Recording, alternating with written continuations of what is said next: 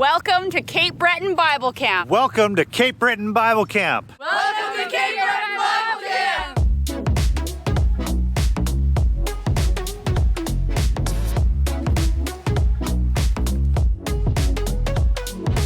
There, that one. Closed up.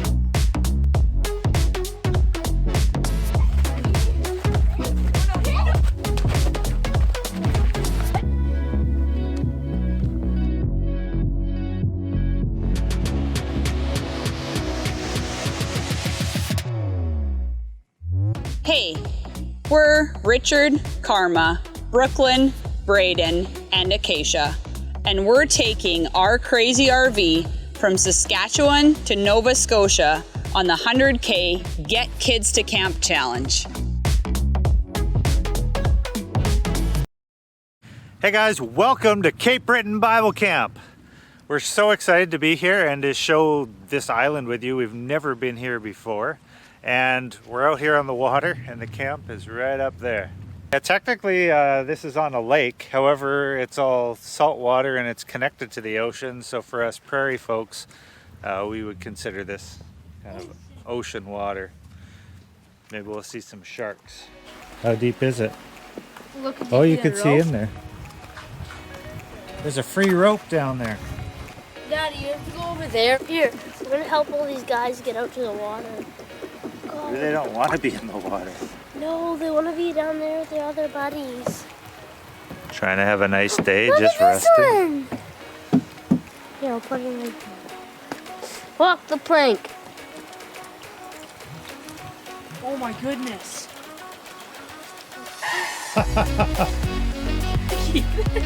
Yeah. Let's go, dude. If you found two of them, I'd be like, Whoa. oh my goodness. Hi, I'm Nathan McIsaac. I'm the director here at Cape Breton Bible Camp. Just a short history on our camp. It was started in the early 1950s, previously on a place known as Port Hood Island. In 1966, they decided to move the camp to the current property that it's on and started running camps in 1967. So it's been faithfully serving the Lord here ever since. Why camp? For the kids that come, we serve a lot of kids from lower income and rougher situations, and for them it's a great opportunity to make some new friendships, and I think for a lot of them they really feel the love of our staff while they're here, and that's what keeps them coming back. Hey, we don't know what we found in the water here, but it's something living, and it like closes up when you touch it. Keisha's gonna do it. There, that one closed up. Ooh, did it open? Yeah, that one was opening, and then I closed it back up again. Ooh, so cool. Okay, come on. Let's go see these Cape Bretoners go on the jet ski.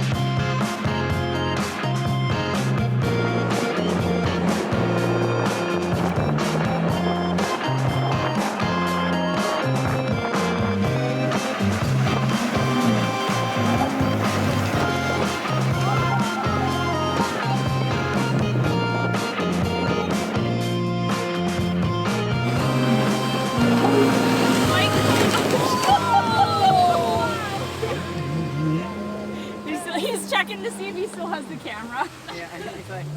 As is the case of things, we have lost one of our GoPros to the depths of the ocean. It is gone. It's like 30 feet down to wherever it fell. So if someone feels like going scuba diving here at Cape Breton Bible Camp, you can find our GoPro in the ocean here. Just send us our footage. That would be awesome.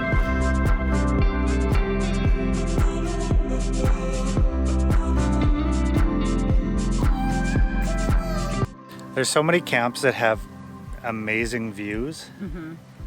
And I'm sure when all the leaves are on and it's green and everything, and nice warm sunny day in the morning, you're sitting around, sitting on the deck here, looking at the view of the ocean. Generally, that's probably how a camp got started. Like, hey, this is such a great place. Well, the camp never actually started here. Cape Breton started okay. on a different island. Oh, did it? Okay. And they used to actually take the kids across on a barge to the island, and then after a bit they said, hey, this is kind of sketchy, and so they started looking around and they settled on this location, and that's how Cape Breton Bible Camp came about. So you, like us, have probably never been to Cape Breton Bible Camp, and if you have, I want to hear how awesome it is in the comments below. Nathan's going to show us around a little bit here. It's so unique from other camps that we've been to, just in the fact that it's on the ocean. We did have to take a moment of silence for our GoPro that we lost earlier though. But how cool is that? We lost our GoPro in the ocean.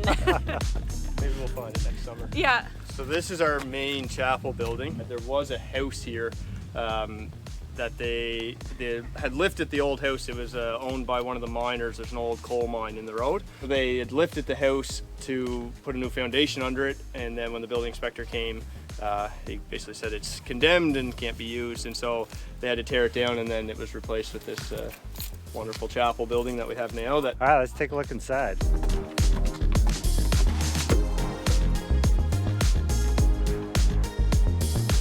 It just like smells like a familiar camp smell, doesn't it?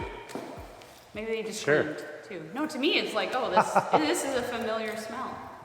Does camp have a smell? What is the smell of camp in your Well, words? almost every cabin that we've been to on this trip has smelled the same. There are some very distinguished smells at camp, and depending on which cabin you go into.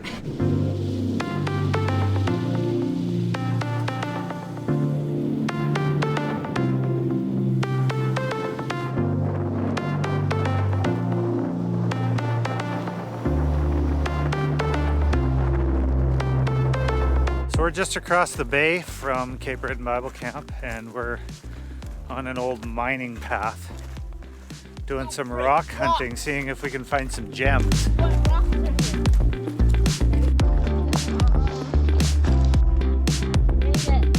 Oh, yeah, I can see the camp. There's the camp way down there. Look at this view.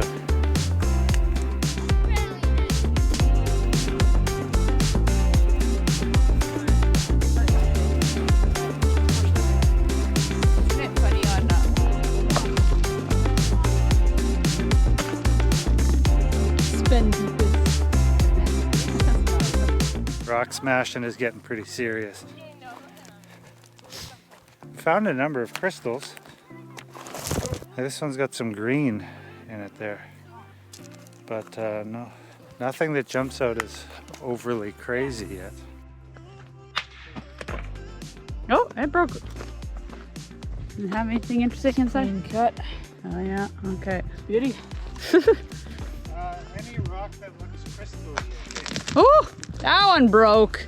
I knew it would. Here it is. Anything interesting inside? Not Well, really. you can see this is what came out of it. Ooh. This is a fun kids activity, smashing rocks. Right. They do this. The campers No, don't do campers this, don't but do this. It is close by. Do you like places where campers can run off cliffs unsupervised while being chased by bears? I do. Well, I think we're skunked out on the Amethyst, but we had a ton of fun going up there. It's the camp over there. And the GoPro right there somewhere.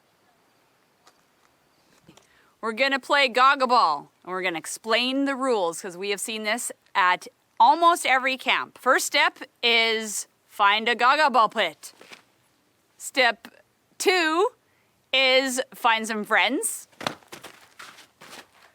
Step 3, you need a ball. Step 4, find someone who knows how to play and explain it. So for Gaga Ball, it's basically dodgeball. So what it is, everyone goes and they go on the side and you're gonna throw the ball up, and then that's when the game's going to start. So you're gonna be each just hitting the ball like that, trying to get people out. The way you're out is if you get hit anywhere other than the forearms. That's all I can say right now because I forget everything else. Okay. So you can't kick the ball, you can only hit it with your hands. You can't pick it up, you just have to tap it. And so when you're tapping it, you're trying to get the other people out by hitting it on their legs. You cannot hit the ball twice. The only way you can hit it again after you have just hit it is either if someone else touches it or if you hit it against the boards or the wall and then it's clean again, you can hit it. If you touch it twice, then you're out.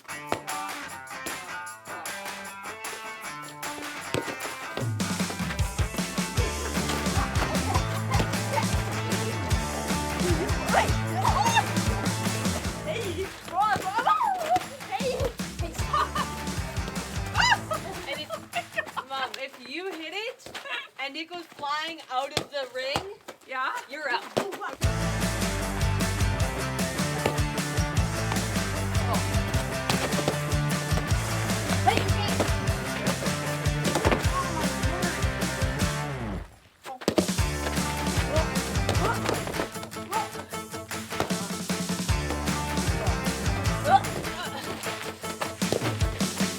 Look how free he has it.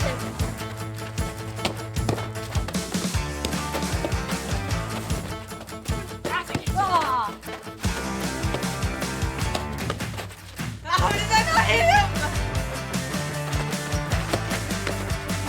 Hit him, Braeden. Yes! Let's go!